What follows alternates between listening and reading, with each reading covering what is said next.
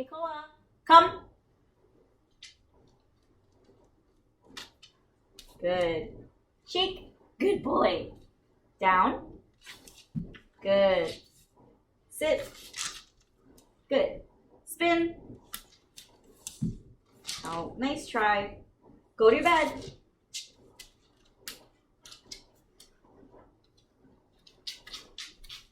Oh, hi scholars. I was just playing with my puppy Keikoa. Sometimes we like to do tricks to have fun with each other. And it's actually reminding me of these two characters here, Wilfred and this little boy.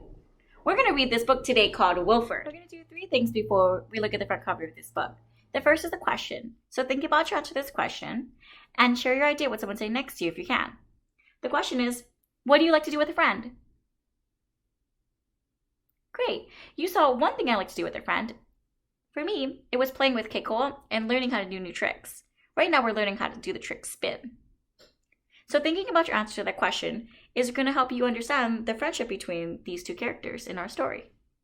The second thing we're going to talk about is an important word. That word is selfless. Say with me, please. Selfless. Let's clap it up. Selfless. Let's pump it up. Selfless. Let's chop it down. Selfless. Let's Iron Man it. Selfless. Let's count down your fingers. Selfless. There are 2 syllables in this word, selfless. Selfless means taking care of another person's heart, brain, and body before your own. Understanding that word selfless is going to help you understand these characters in the story better. The third thing we're going to talk about is the genre of this book. That's the type of book that this is. The genre is fiction, which means that the author used their imagination to write the words in this story. Let's look at the front cover of their book. What do you notice and what are you wondering about? Stop and tell someone sitting next to you about your idea if you can. Great. I noticed that the title of the book is Wilfred. I noticed that this character here is Wilfred. I'm wondering what kind of animal Wilfred is. I also noticed that this is a little boy here, because the author used the words the little boy in the story. So I know that this character's age identity is a child, and this character's gender identity is a boy. I'm wondering what this character's race identity is. The character doesn't tell me, but I'm wondering if this character's race identity is white, because they have less busy melanin. Let's read the book to find out more about Wilfred and this little boy. Wilfred. This book is written and illustrated by the same person, Ryan Higgins.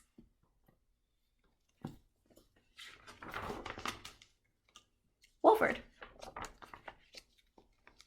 Our story begins in a faraway place where there once lived a lonesome giant named Wilfred.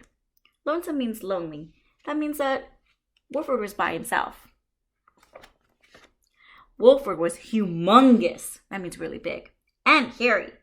And the thing that he wanted most of all in the whole world was a friend. One day, Wilfred came across a little town with little people in it. These little people were very unusual. That means that they were different. They didn't have a single hair on their heads.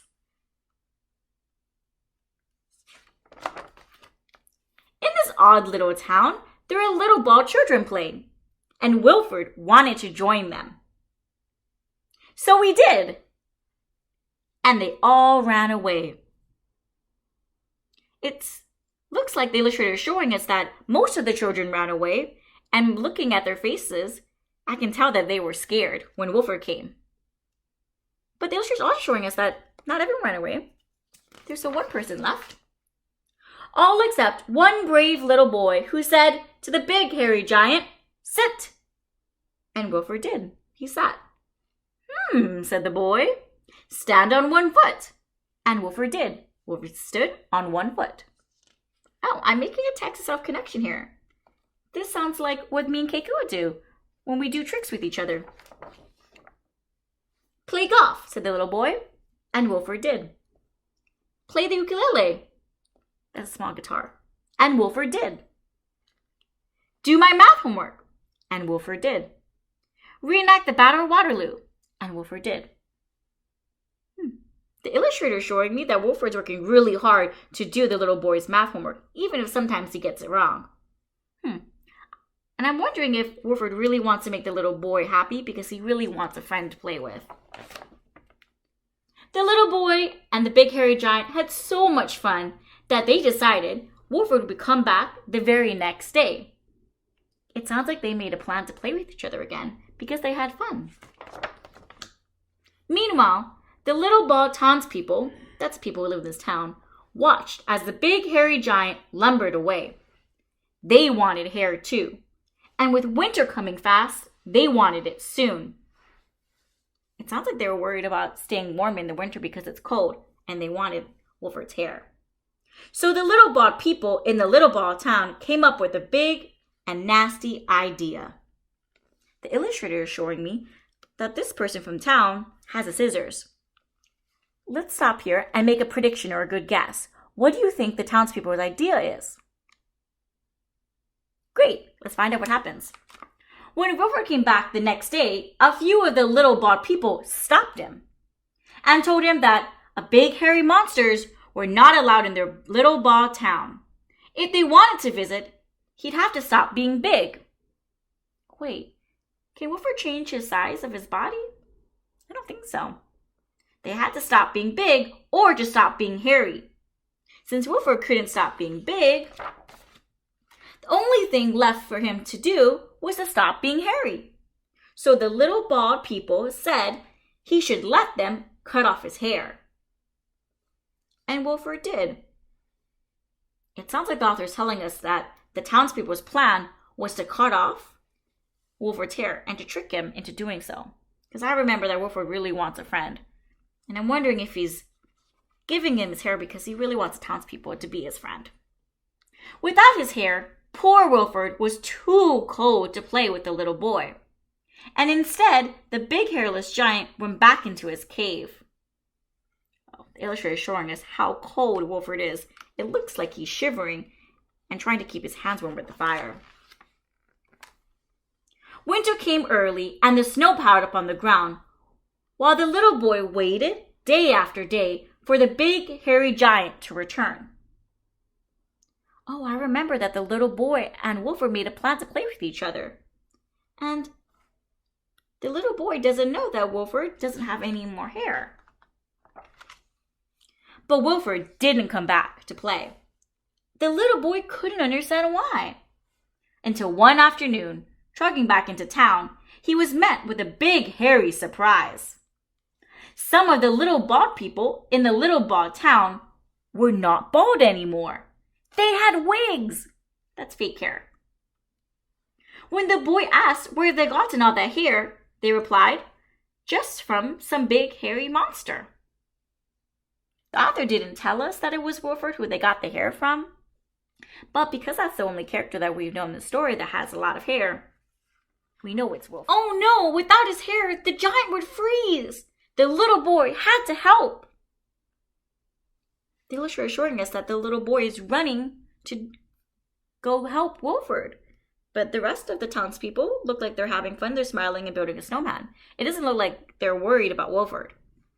The little boy ran back home where he made giant mittens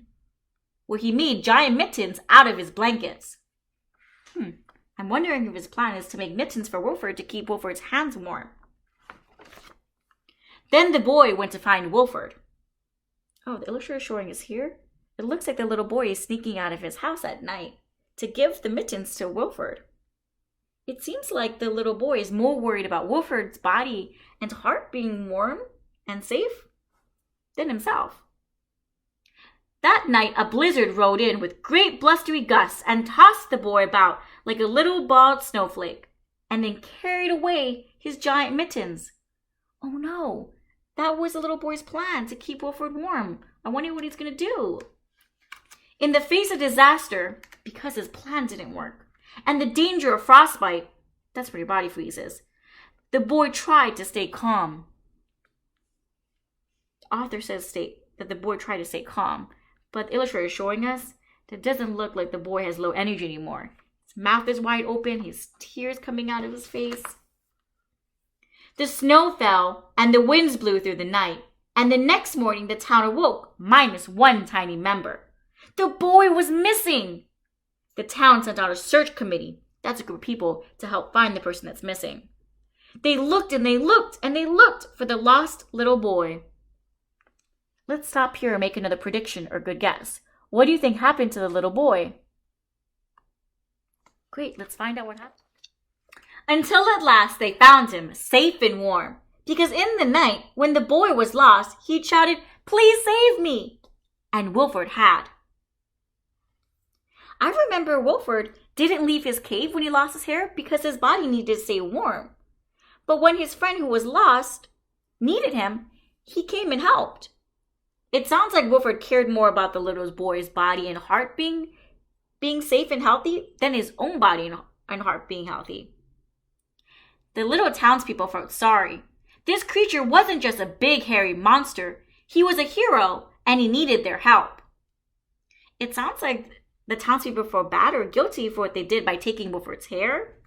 And now they wanted to help Wilfred take care of his body.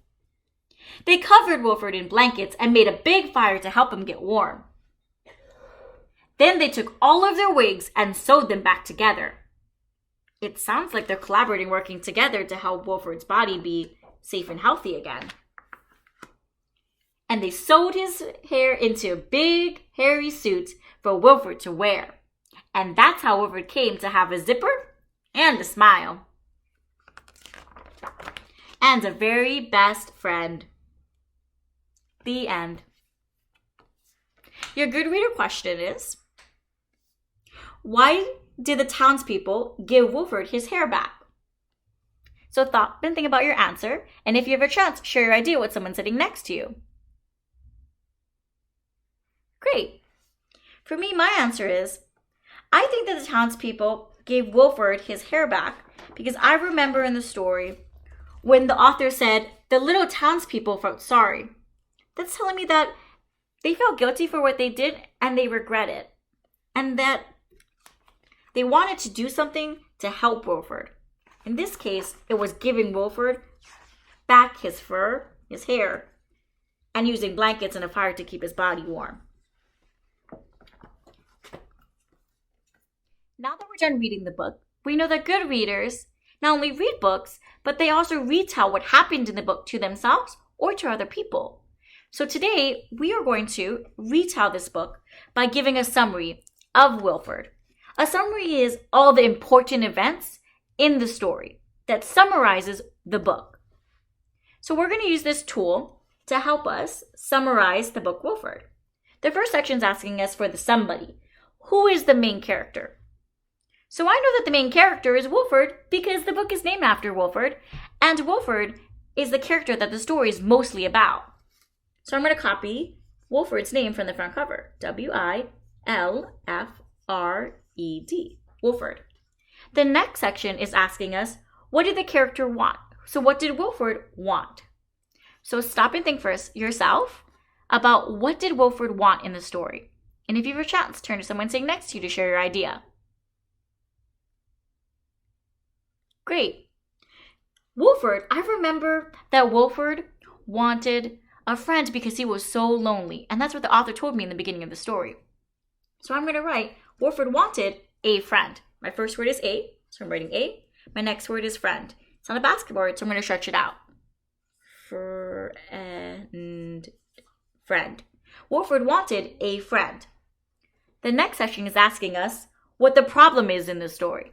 So what happened that stopped Wilfred from having a friend? I remember that friend was the little boy. So stop and think for a second and tell yourself or someone sitting next to you what the problem was in the story. Great.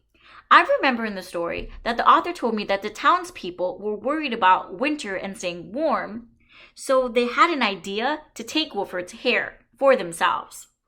So the problem was that the townspeople took Wilfred's hair, which then made Wilfred not be able to go out into the cold, into the snow, to play with his friend, the little boy. So I'm going to write the words, the townspeople took his hair. My first word is the. Let's dribble it out. T-H-E spells the. Townspeople. Townspeople is a very large word.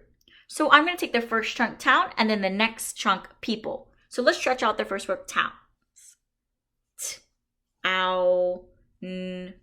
Towns. The next chunk is people. I'm going to write this line here that's going to connect this word here that shows my reader that this is a long word. The townspeople. People. People. The townspeople took. It's not a basketball word, so I'm going to stretch it out. Took. The townspeople took his. Let's strip out this word because it's basketball word. H-I-S. His. Wilfred wanted a friend, but the townspeople took his hair. Let's stretch it out because it's not a basketball word. Hair. I'm going to end it with a green. I'm going to end it with a period because I'm saying it with a green voice. Let's reread our summary so far. Wilfred wanted a friend, but the townspeople took his hair. The next section is asking us for the solution in the story. What happened to solve this problem? And then last, they're asking us, how did the story end? So now, scholars, it's your turn. You are going to be writing about the solution in the story and how the story ended to finish our summary of the book Wilfred. You can pause right now to copy what we wrote so far for our summary, or you can write it in your own words. We can't wait to see what your summary is of the book Wilfred. Have a great day.